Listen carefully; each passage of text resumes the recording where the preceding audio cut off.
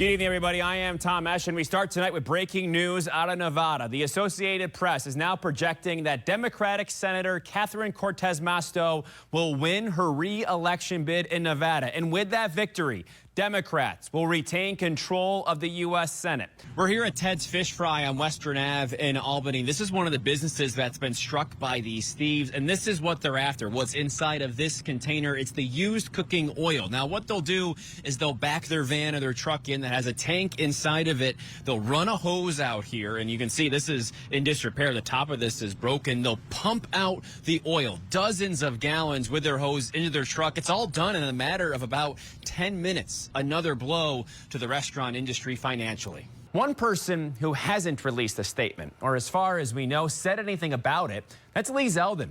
He made an appearance on Fox News this morning, and Trump's endorsement wasn't mentioned there. We have reached out to Zeldin in his campaign for a statement. There could be multiple reasons for this, but something we should note here. Trump posted something else earlier in the day on Sunday. It's talking about Jewish Americans and how he thinks they don't appreciate him enough for what he believes he's done for Israel.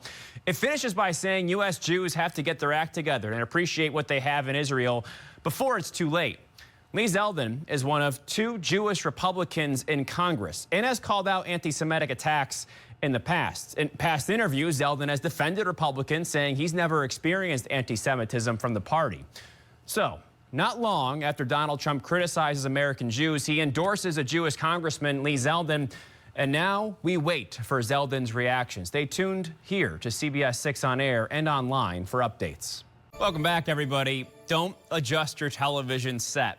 That's a tomato, and it's purple. But don't worry, it still has everything you want in a tomato and maybe even more. It tastes, smells, even looks kind of like a tomato. It should. So we've been out here all day in Troy taking a look at some of these stations, and something interesting just happened here at the Lansingburg station on 5th Avenue. A couple of firefighter paramedics just took an ambulance out on a call, and that leaves this station empty. No one else to answer a call, and that's with a fire truck right here. So right now, with those paramedics out, no one can use this to go and help out somebody in trouble in Troy. Tonight, we want to introduce you to Kaylee Paul, a 14-year-old Averill Park native who recently was diagnosed with childhood brain cancer. But her incredible attitude, certainly an inspiration for us all, and an inspiration for the 100-plus people who turned out today for a golf outing at Burden Lake to raise money for her treatments and travel. So it's time for things like a nice warm fire, a hot tea, or even a nice warm quilt. Well, in Schenectady today, you could have had your pick of 200 quilts. It's a biannual event, but hadn't taken place in 4 years because of the pandemic.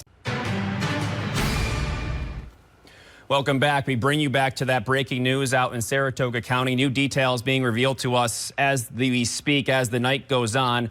We have confirmed that they are searching for a mother and a daughter. The call came in at 7:15 p.m. at Moreau Lake State Park in Saratoga County. Saratoga County sheriffs are looking for those missing hikers right now as we speak. This park situated between Wilton and Glens Falls, and as you can see, this is a very active scene late into the night. Park police, K-9 units, choppers overhead right now searching for those missing hikers. We'll keep you updated as information continues to come in. Welcome back. All right, so I want you to imagine visiting a college campus for the first time, and instead of books and dorm rooms, you get a glimpse at a galaxy far, far away. Well, that's what prospective students got at Siena today at their second open house of the fall. As you can see in here behind me, the work continues at Norlight as we speak. On Wednesday of this week, before this all happened, they issued a motion to dismiss the lawsuit, the pollution lawsuit set by the Attorney General and the DEC last month, saying the allegations they made were vague and the conclusions insufficient in here to support the claims. New data shows we are not working as hard as we were before COVID-19 took over the world. I don't know who did this poll. It could impact our mental health, though, and the economy.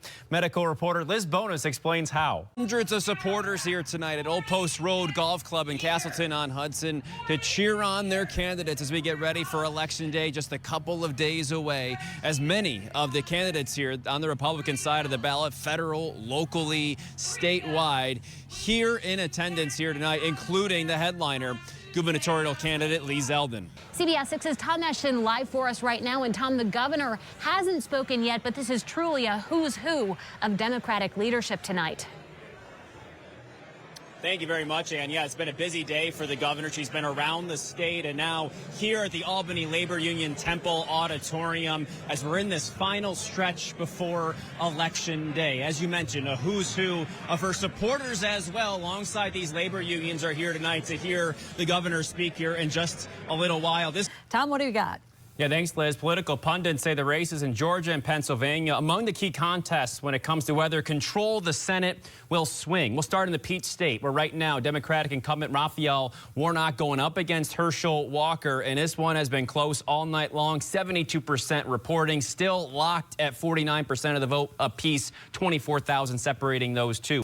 The other Senate race that the entire country is watching tonight is happening in Pennsylvania. In this race, there's no incumbent. Current Senator Pat Toomey, a Republican, is retiring. Here we have Mehmet Oz, a Republican, versus John Fetterman. Fetterman had a big lead, and like we've seen all night long, these Republicans continue to come back as the votes come in. 56% reporting right now. Fetterman, a slight lead, just about 50,000 votes of a difference there, a 1% difference at that.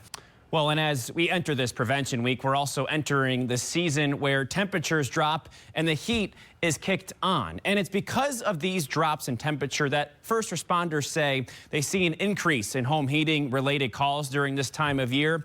But with many departments across the region and the state reeling from staffing shortages, CBS 6's Emma Quinn looks at how Prevention Week could help with staffing retention as we enter one of the busiest times of the year for EMS. So some of those experts told me today they don't expect the recession to be a long one. So it's up to the officials, the ones that you helped elect yesterday, to act now to help combat some of those factors, address that labor gap in order to put New York in a better position, in better shape, along with all of you, all the people in the state for the next few months and even years to come. Phone 14 and the Apple Watch 8 on airplane mode before boarding a roller coaster. So there you go.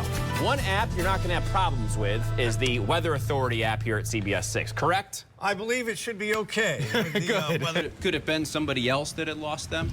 Could it have been a prosecutor? Could it have been somebody else working on another case that wasn't exactly, they had relinquished these through discovery to somebody else? My understanding is that... All right, we're just talking about rolling pumpkins down Caroline Street in Saratoga here with Alyssa.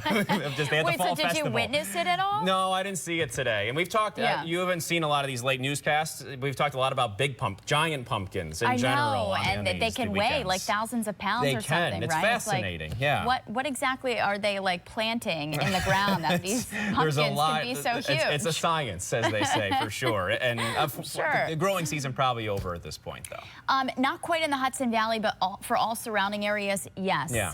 But temperatures actually will be going up here. Conservative. She'll blow whichever way the political wind blows in order to advance her career, not to adhere to certain principles and values. What makes you different than that in terms of you're in this moderate position and you do have some things, some beliefs on both sides. What makes you different than that and that what you were just talking about with your opponent? Because this is a moderate district, and I'm always going to... Is being speaker on your radar here in the near future? I never thought I'd be in House leadership had you had bureaucratic challenges to get better care for our veterans. Say he's not on the ballot, the primary goes a different direction in a couple of years. Would you support that candidate and the Republican Party? Yeah, of course. I'm going to be proudly campaigning for the Republican nominee, who I believe will be Donald Trump. Good evening, everybody. I am Tom Eschen. The families of the victims of the 2018 Schoharie limousine tragedy are reacting tonight to a newly released report by State Inspector General Lucy Lang. This evening, we take a thorough look at what the office found in here. The families of the victims of the Schoharie limousine crash have been waiting for years for answers. Moving on now, in Saratoga County, Darlene McGraw, an advocate for disability rights and access, has made it her mission to make sidewalks and services in the county ADA compliant. She's had company. This week, George Murray went before the County Board of Supervisors meeting to convey his concerns.